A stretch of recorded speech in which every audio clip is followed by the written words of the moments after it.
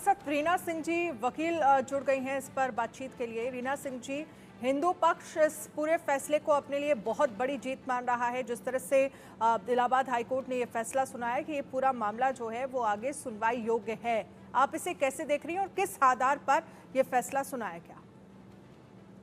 देखिए, ये श्री कृष्ण जन्मभूमि का जो मंदिर है, जो असली जन्मभूमि जो अभी शाही ईदगाह के अंदर है, तो एक तरीके से अब ये है कि अब हम जो हिंदू हैं वो उस रास्ते पे चल पड़े हैं। और बेसिकली ये 18 केसेस थे जो पहले मथुरा डिस्ट्रिक्ट कोर्ट में चल रहे थे, फिर last year Allahabad high court का ऑर्डर आया कि इनका जो ट्रायल है वो इलाहाबाद में हो। और बेसिकली जब यहाँ पे ट्रायल चलने लगा और जब सर्वे पे स्टे लगा तो मुस्लिम पक्ष ने ऑर्डर 7 रूल 11 की एप्लीकेशन लगाई, जिसमें उन्होंने ये चैलेंज किया कि जो हिंदुओं के ये जो केसेस हैं ये सस्टेन नहीं करने चाहिए,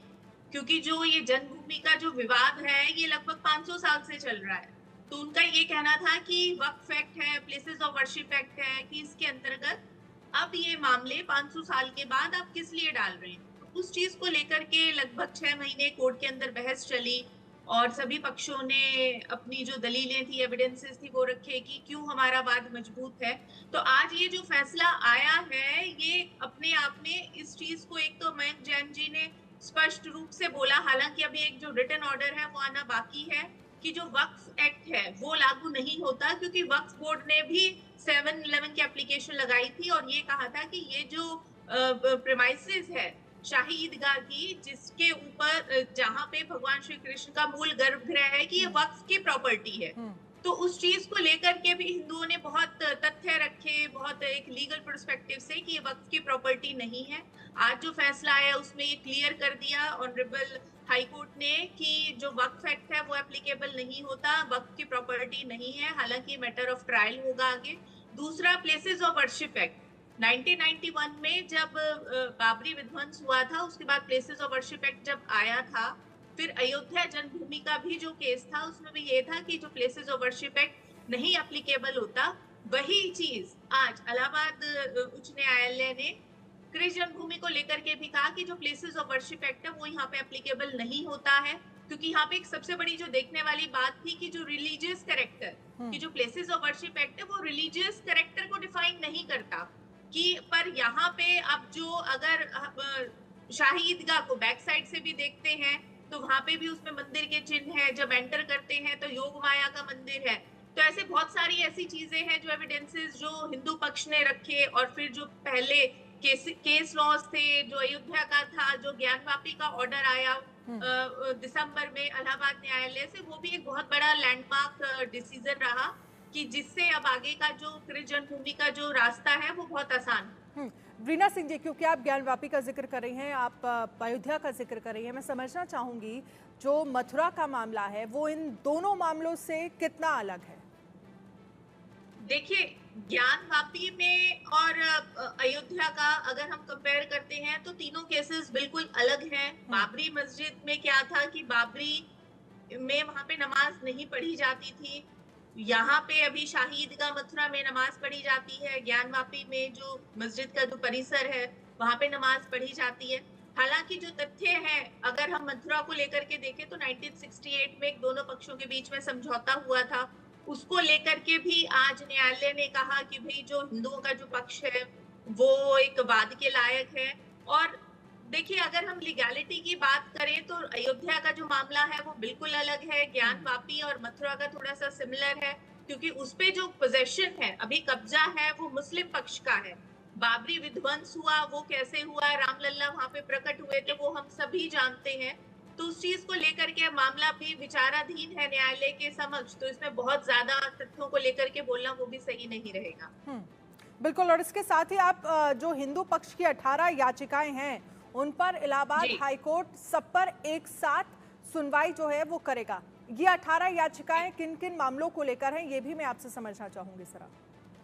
देखिए, यहाँ पे जो 18 जो केसेस थे ये मई 2023 में ही ऑनरेबल इलाहाबाद हाईकोर्ट के ऑर्डर के बाद यहाँ पे ट्रांसफर हो गए थे। तब से ये अक्टूबर से रेगुलर हियरिंग्स चल रही थी, और जैसे ही अब सर्वे के एप्लीकेशंस लगाए, कोई भी बेसिकली यहाँ पे हमें ये समझना होगा कि जो 18 सूट है, 18 सूट के अंदर कॉमन कॉज ऑफ एक्शन की उनकी प्रेयर क्या है, मांगे क्या है, 18 जो वाद डिस्ट्रिक्ट कोर्ट मथुरा में डले वो रिलीफ क्या चाहते थे, तो उन्हीं सबके कॉमन रिलीफ को निकाल करके सभी केसेस को कंसोलिडेट किया गया और उन्हीं कंसोलिडेटेड केसेस पे आगे जैसे कि कोर्ट की कार्रवाई हुई, ट्रायल चलने लगा और इसी बीच में मुस्लिम पक्ष ने ऑर्डर 7 रूल 11 की जो एप्लीकेशन लगाई कि जो हिंदुओं का वाद है वो पोषणीयता के मामले को उन्होंने चैलेंज किया कि ये कोर्ट में सस्टेनेबिलिटी मेंटेनेबिलिटी को लेकर के जिस पे आज फैसला आया है। तो यहाँ पे एक जो मेन जो क्रक्स ये है कि जो प्रेयर सभी केसेस की एक थी और बजाय इसके कि 18 केसेस में अलग अलग ट्रायल हो, तो एक स्पीडी जस्टिस के लिए समय और रिसोर्सेज को बचाने के लिए कि सभी मामलों को इकट्ठा करके फिर केसेस को कंसोलिडेट किया गया और वो जो कोर्ट का भी जो फैसला था वो भी इस चीज को आगे मजबूत करता है जो आज फैसला आया। लेकिन अब इन सब के बीच ये पूरा फैसला जो है, जहां पर ये माना क्या है कि हिंदू पक्ष की याचिका जो सुनने योग्य है, क्योंकि मुझे याद है मैं ज्ञानवापी कवर जब कर रही थी तो उसमें भी एक वक्त ऐसा आया था और फिर वहां पर भी कोर्ट ने ये माना था कि ये जो पूरा मामला है वो प्लेसेस ऑफ वर्शिप एक्ट से अलग है और तब भी ये फैसला आया था कि ये पूरा मामला सुनने योग्य है, जहाँ पर सुनवाई हम ज्ञानवापी की देख रहे हैं चल रही है। अब मुस्लिम पक्ष के पास ऐसे में क्या ऑप्शन बचता है सुप्रीम कोर्ट जाने का, और अगर सुप्रीम कोर्ट का रुख मुस्लिम पक्ष करता है तो फिर हिंदू पक्ष के पास क्या ऑप्शन होगा? देखिए, अब यहाँ पे हमें अब ये समझना होगा कि जो मथुरा वाला जो मामला है ये ऑलरेडी सुप्रीम कोर्ट में जा चुका है सर्वे को लेकर के कि जो सर्वे कोर्ट कमीशन को लेकर के जो ऑर्डर आया था लास्ट ईयर और उसके बाद सुप्रीम कोर्ट ने जो वहां पे स्टे लगा दिया था, पर उस वहां पे मुस्लिम पक्ष ने ये भी कोशिश करी थी कि ट्रायल को भी रोक दिया जाए, पर सुप्रीम कोर्ट ने क्लियर कह दिया था कि ट्रायल नहीं रुकेगा, ट्रायल एज इट इज चलेगा। उसके बाद दोनों पक्षों की तरफ से डिफरेंट एप्लीकेशंस फाइल हुई जिसपे आज बहुत बड़ा फैसला आया है। अब अगर आज के फैसले को मुस्लिम पक्ष चैलेंज करने जाता है तो मुझे नहीं लगता कि सुप्रीम कोर्ट ट्रायल को रोकेगा, क्योंकि देखिए ये जो सिर्फ एक ट्रायल के मार्ग को एक ओपन करा है कि भाई जो एक डे टू डे ट्रायल में कोई भी वाद हो कहीं पे भी हो तो कोई भी न्यायालय जो है वो ट्रायल को कभी भी क्वेश्चन मार्क नहीं लगाता है, कभी उसको रोकता नहीं है। आज ये फैसला नहीं आया है कि भाई जो शाही ईदगाह परिसर है वो हिंदुओं को दे दिया जाए। आज सिर्फ ये फैसला आया है कि ये जो मुकदमा है ये सुनने लायक कोर्ट ने इसको माना है और मुझे नहीं लगता कि सर्वोच्च न्यायालय पे अगर मुस्लिम पक्ष जाता है तो वहां से उन्हें इस प्रकार का बेनिफिट मिलेगा कि नहीं यहाँ पे ट्रायल को बिल्कुल रोक दिया जाए या ट्रायल पे स्टे लगा दिया जाए। तो ये अपने आप में एक बहुत बड़ा महत्वपूर्ण फैसला है। दूसरा ये है कि जो